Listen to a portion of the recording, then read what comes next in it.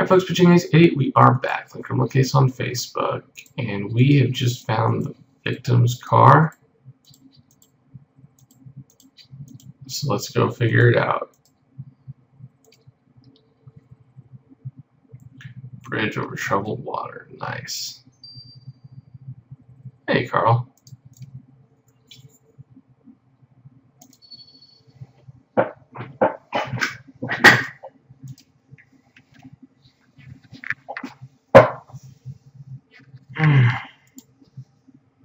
Yeah, almost at 50,000 subscribers. That's awesome.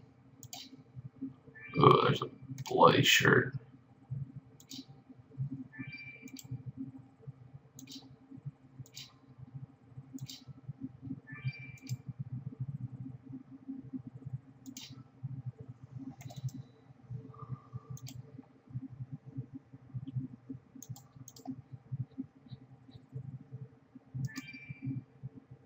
Nice, and we get another star.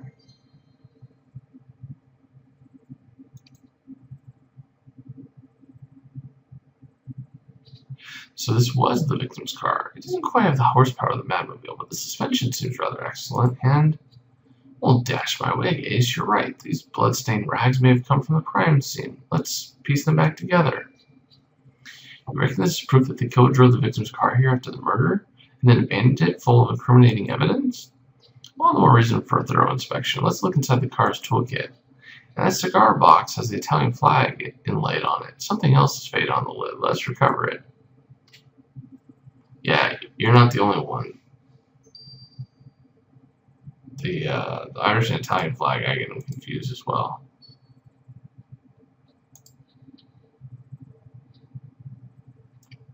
Oh, it's a butcher's apron.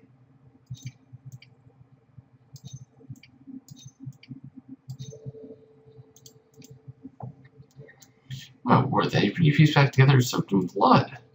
Ace, this apron must have come from a crime scene, given how gruesome the murder was. The killer evidently needed this to protect their clothes. It also confirms your hunch that the killer drove the car away from the crime scene to dump the evidence here. But now that you found it, let's send the apron to Viola. This will seal the killer's fate.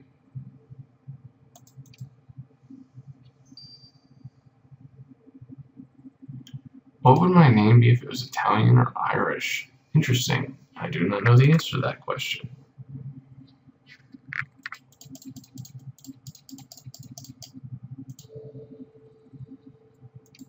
Uh-oh. Ace, there's a note in the car's toolkit, and it's addressed to our victim. It says, Tommy, you didn't keep your word. The note is signed by Scott. Well, you're right. It can only be Scott Buckley, the Irish immigrant who claimed Tommy Boyd was his friend.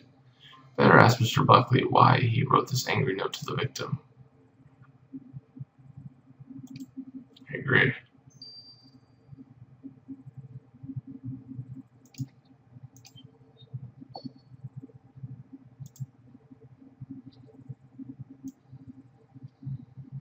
Whoa. That is a creepy design. He said, somebody revealed in the cigar box seems familiar. A scorpion above an Italian flag? Great memory, Ace. We saw the same scorpion symbol on the lighter of the Italian gangster Antonio Dante. He goes by the sobriquet Tony the Scorpion. We met Tony when his brother was murdered, mistaken for the Scarlet Slayer. Tony's a real mobster with no love for the Irish, but could he have killed Tommy Boyd? You're right, Ace. This cigar box attests that Tony rode in the victim's car. We're going to get him and get his story. Nice. Tony. Tony, what's up, Tony? Mr. Buckley said that you said that Thomas Boyd was your friend, but General Ace found proof that he let you down. I don't want to speak ill of the dead, General Ace, especially not of a fellow countryman. But a true Irishman never goes back on his word, and that's exactly what Tommy did. He promised he'd teach me to drive the automobile and give me a job in his taxicab business. Concordia Dream was finally within my reach.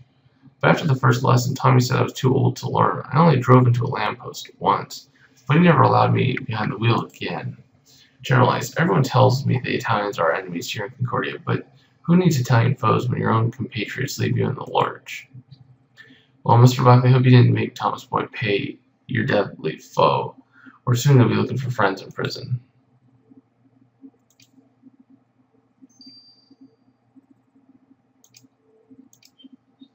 No, it's 3 o'clock. General Ace, we meet again. Hope you're keeping those Irish pigs in check before they sink with this whole city. Interesting that you mentioned Irish pigs, Tony. We're looking for someone who murdered an Irishman in a slaughterhouse on your side of Crimson Banks. He's a taxi driver, and General Ace found your cigar box in his car. What do you have to say about this? Wait, you're trying to pin a murder on me because I took a taxi once? Porca vaca, that's patetico. No judge would send me to prison on the strength of this. I've been put away once or twice, so I know what I'm talking about.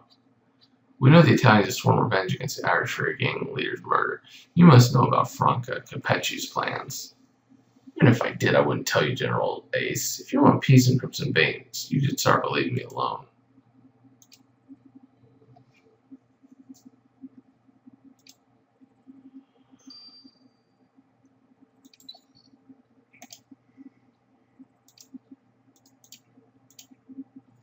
Ace, no matter how old I get, I never tire of looking at chemical compounds under the microscope. It reminds me of my dear papa, who first showed me the powders and crystals in the family apothecary. It must be wonderful to have parents who encourage your interest in life. Mine always just fret about me getting married and learning to cook. I'm sure they still want the best for you, Maddie. But alas, I know you're on urgent business, which leads me back to microscope and molecules.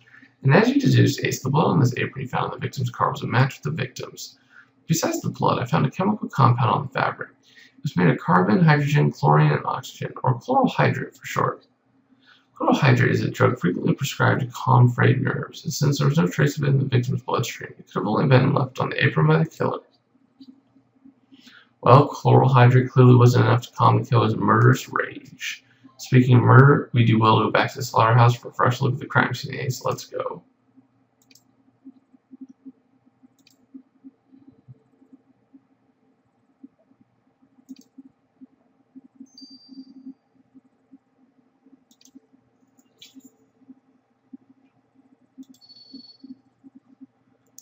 Yeah, my beer is the biggest gangster in all of CC.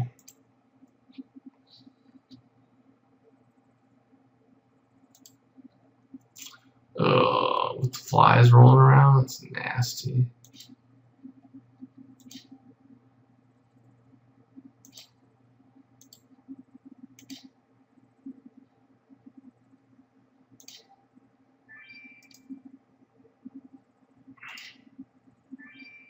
Oh.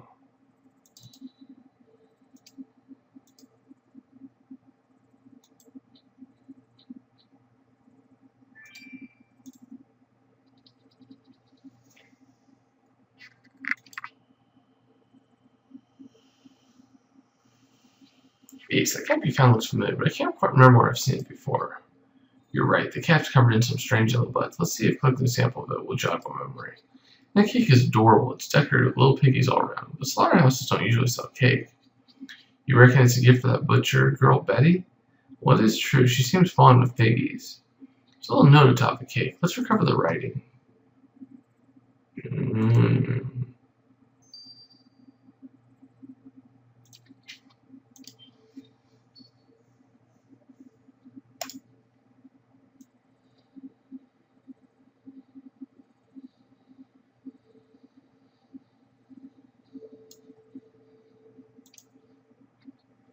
Ace, now that we have a sample of those yellow buds from the cap, let's put them on the microscope and see what they are.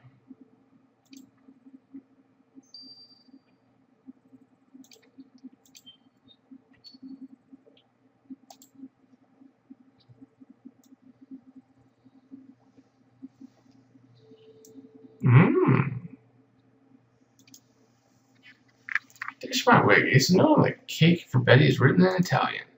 But you're right. Whatever Betty's hiding, Evie shall reveal. Let's get this cake to her.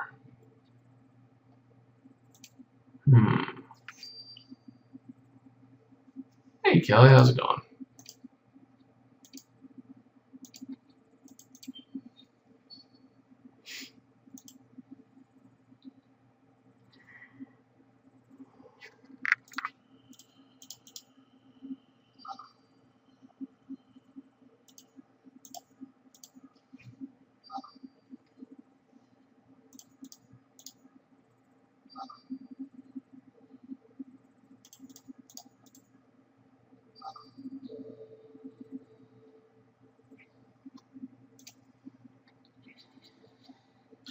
Oh, Leo, I do have Discord.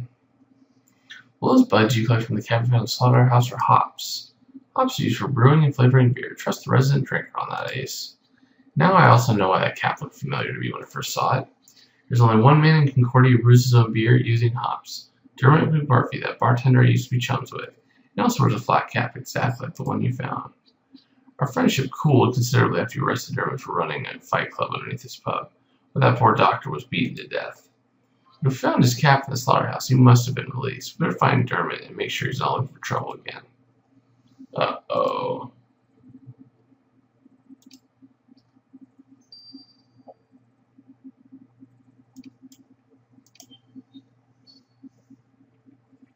Dermot, care to explain what you and your cap doing out of prison? You're supposed to be locked up for running an illegal fight club. Why, if it's not Maddie and General Ace from the Flying Squad. I thought I was shot off yet once I got out of prison. I was released for good behavior, like, won't be up to any trouble again, I promise you. Well, trouble's already been brewing in Crimson Banks. A fellow named Thomas Boyd was found murdered. Did you know him?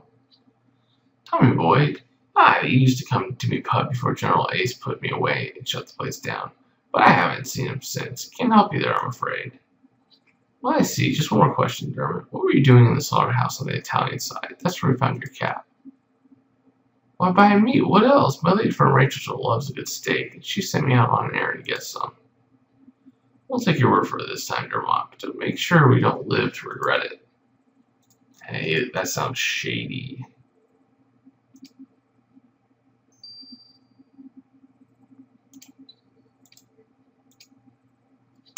Evie, can you tell us what the Italian message means on Betty's cake? Well, Ace, the message is simple. Here's something to sweeten the deal. Sweeten the deal? This sounds like a lot of what gangsters would say. What kind of deals was Betty making with the Italians? Ace, this is about the Italian gang. They're here in Crimson Banks, right? Killing people, just like in Coyote Gorge. If Betty is in league with them, I want to go to the slaughterhouse with you. I want to get even with those dastardly Italian gangsters. Whoa, Evie, calm down. We understand you're angry about what the gang did to you in Coyote Gorge. Please leave this to us. You best stay safe on the airship. Rest assured that Ace will confront Betty about her deals with the Italians. Slow down there, Evie. Slow down.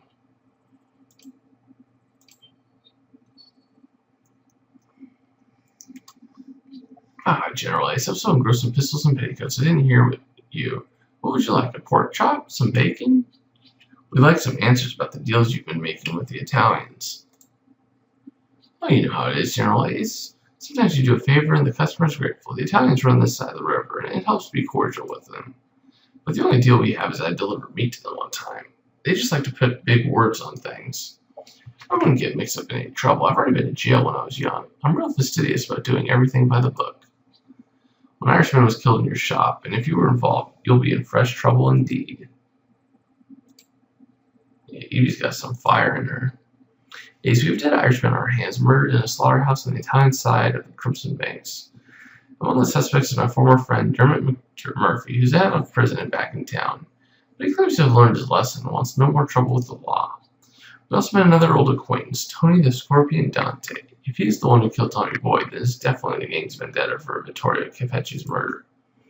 But for now, the only suspect who held any grudge against the victim is another Irishman, Scott Buckley, and he was desperate for work, and Tommy refused to employ him as a driver. This leads us with... Hey, Ace, is that the phone ringing? How exciting. No one ever telephones us. Flying Squad, hello? Ace, help me! Someone's trying to kill me! Oh, brother. Evie, always getting into trouble. Always getting into trouble. So anyways, guys, I'll see you guys in Chapter 3. It's been Pitching 88. Over and out.